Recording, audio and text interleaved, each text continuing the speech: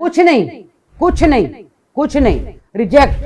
और गाल सुनो, ये ढाबा जो है ना, ये आपका ढाबा नजर ना आए सुबह कल। आप यहाँ पे अपनी जिम्मेदार आप खुद होंगी। फिर खुदा पाक की कसम, खुदा पाक की कसम, मुझे ये कहा कि 5,000 रुपया हफ्ता दें इनको, तो कोई आपकी तरफ नहीं आएगा, कोई आपको आपकी तरफ देखेगा भी नहीं। जालिब साहब की शायरी तो ये पढ़ते हैं, क्यों पढ़ते हैं बताइए, बोलें, इजाजत लेते हैं मुझसे? जो अब मुझे कहते हैं कि इजाजत क्यों नहीं ली है आपने? आप पैदल सड़क पे चल रही हैं, ये सड़क मेरी है, ये चौराहा मेरा है, ये फुटपाथ मेरा है, ये पूरा पाकिस्तान मेरा है, आपने इजाजत ली है मुझसे यहाँ पे चलने के लिए? मैं इस वक्त एक ऐसी शख्सियत के घर पे मौजूद हूँ जिसने हमेशा लोगों को सर उठाकर जीना सिखाया, जिसने हमेशा लोगों को जुल्म के सामने खड़े होने का दर्स दिया। मेरी मुराद हबीब जालिब साहब। ऐसे दस्तूर को, सुबह बे नूर को मैं नहीं मानता, मैं नहीं जानता, लेकिन क्या अजीब इत्तफाक है कि आज उसी हबीब जालिब साहब की बेटी को लाहौर में बाइज्जत रोजगार कमाने का हक नहीं। एक औरत जो अपने घर से इसलिए निकलती है कि उसे किसी के सामने हाथ ना फैलाना पड़े, उसे कोई ऐसे रास्ते का इंतखाब ना करना पड़े जिससे उनके वालिद की रूह को कोई धचका पहुंचे, तो वो बहन, वो बेटी, वो उठती है, वो उधार पर बर्तन खरीदती है और एक ढाबा बनाती है। लेकिन वो ढाबा कितने दिन चला, कितने घंटे चला, ये कहानी खुद हम हबीब जालिब साहब की लख्त जिगर ताहिरा हबीब जालिब से मालूम करते हैं। अस्सलाम वालेकुम। वालेकुम अस्सलाम। कैसी हैं आप? मैं ठीक ठाक हूँ और हमेशा की तरह स्ट्रॉन्ग। और जी, ये जो मेरे साथ हुआ है सानिया, यही मैं कहूँगी, मैं तो बहुत ज़्यादा स्ट्रॉन्ग हो गई हूँ। मेरे साथ इस तरह के वाक़यात जब जब होती हैं, मैं मज़ीद मज़ीद मज़ीद मज़ीद स्ट्रॉन्ग होती जाती हूँ।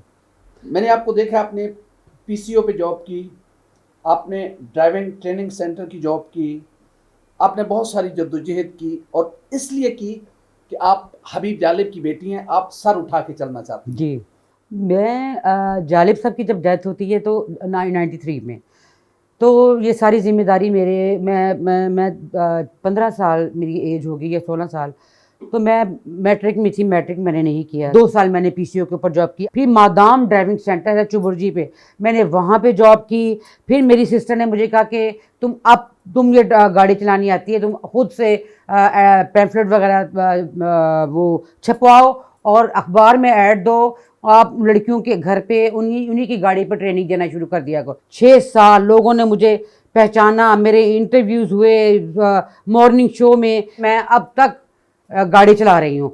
तो जब ये देखा कि दिन ब दिन पेट्रोल महंगा हो रहा है, बचत इसमें कुछ भी नहीं आती, फिर मैंने ये सोचा कि इसी गाड़ी में मैं अपना एक ढाबा बनाती हूँ, और जो कि मैंने लीगल अपना तरीके से भी मैं आई हूँ।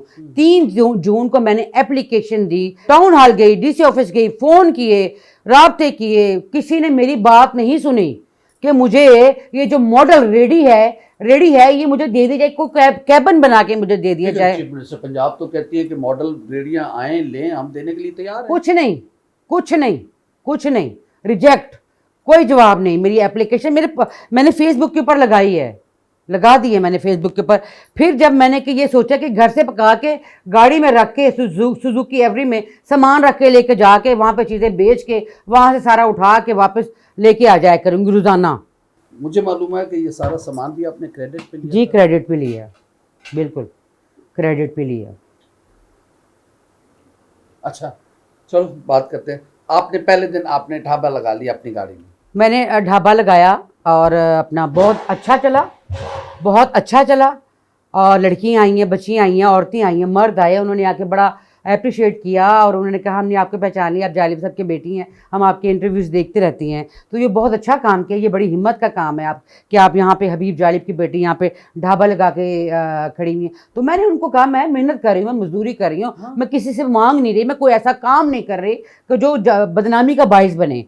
तो मैं बात ये करना चाहती हूँ कि वो औरतें जिन्होंने टाउन हॉल जो 6 महीने पहले उन्होंने एप्लीकेशन दी, जो औरतें वहाँ पे आकर बैठी हैं, जो मुझे देख के कह रही हैं कि आप प्लीज़ हमारी भी हेल्प कर दें, आप जालिब साहब की बेटी हैं, आप सोशल काम करती रहती हैं। यहाँ तो जालिब साहब की बेटी को खुद नहीं रेडी। हाँ ना, वही तो तो वो मैं उनका देख रही हूँ, मैं उनका सोच रही हूँ, और मुझे एक टेस्ट केस की तरह ये ले लेते मुझे ले लेते ना।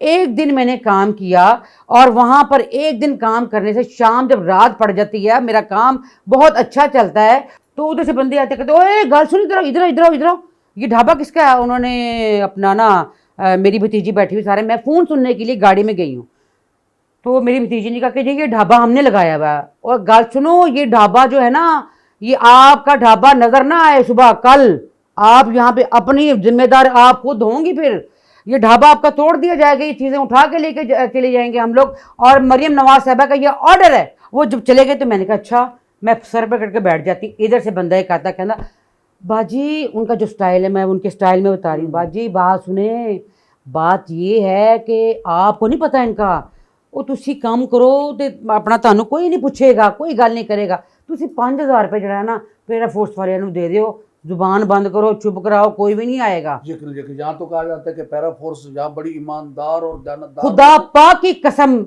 पाक की कसम मुझे ये कहा कि 5000 रुपये हफ्ता दें इनको, तो कोई आपकी तरफ नहीं आएगा, कोई आपको आपकी तरफ देखेगा भी नहीं। वो देखे गए, 15-20 मिनट के बाद एक और बंदा आता है, वो आके कहता है अपना ये म्यूनसिपल कॉरपोरेशन से, मैडम आप ऐसा करें, घबराए नहीं, जब आपने काम शुरू कर लिया, स्टार्ट कर ही लिया है, तो हम आपकी मदद करेंगे। आपकी मदद करेंगे हम, आप टेंशन ना ले, घबराए नहीं, आप 1000 रुपये रोजाना का दे दिया करें, आप कोई नहीं आएगा आपकी तरफ, कोई भी नहीं आएगा। अच्छा, अब मुझे पता चला है कि अब कमिश्नर साहब भी जाग गए हैं, डीसीओ साहब भी जाग गए हैं, पूरी डिस्ट्रिक्ट एडमिनिस्ट्रेशन जाग गई है, बड़े फ़ोन आ रहे हैं आपको, क्या कह रहे हैं? सर मेरी बात सुने, मुझे कुछ नहीं, कोई एक यकीन कीजिए कि अगर यही बात होती ना, तो यही बात तो मैं ये सारा कुछ खुद ना खरीदती, खुद अपने पास से ना करती। मुझे अब इनसे कुछ नहीं चाहिए, कुछ नहीं चाहिए मुझे। अल्लाह पाक इनको खुश रखे। मुझे एक दिन इन्होंने 4 घंटे वहाँ पे खड़े नहीं होने दिया, ठीक है।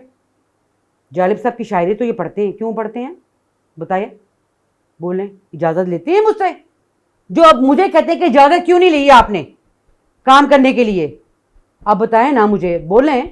हबीब जालिब की शायरी जब ये पढ़ते हैं, क्या मुझसे ये इजाज़त लेते हैं? मुझे कुछ भी नहीं चाहिए। मैं कोई ना कोई अब सोचती हूँ कि मुझे क्या काम करना है इनसे बच के, जहाँ पे मुझे वैसे तो हर चीज़ पे टैक्स हैं, खाने पे टैक्स, पीने पे टैक्स, सोने पे टैक्स, जागने पे टैक्स, पैदल चलने पे टैक्स, और अपना बिजली पे टैक्स, पानी पे टैक्स, सांस लेने पे टैक्स, पेट्रोल पे टैक्स, और ये जो अपना है कब्र पे टैक्स, कफन पे टैक्स।